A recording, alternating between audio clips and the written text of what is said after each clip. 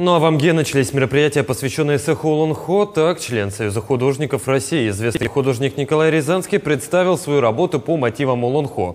Уникальность его работ является в том, что художник создал сперва композицию из картин, а по его картинам уже был создан сам Олонхо.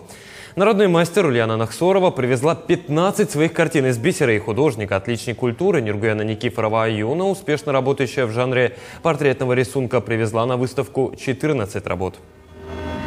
Уникальность в том, что, допустим, я есть профессионал, да, я профессионал, а Николай является именно самородком, нашим вот, как бы путеводной звездой.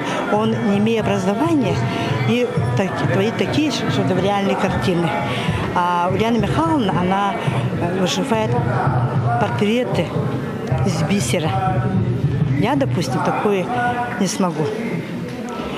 Легче рисовать красками для меня, масляными красками, да, и они вообще вот по-своему, по тематике они уникальные.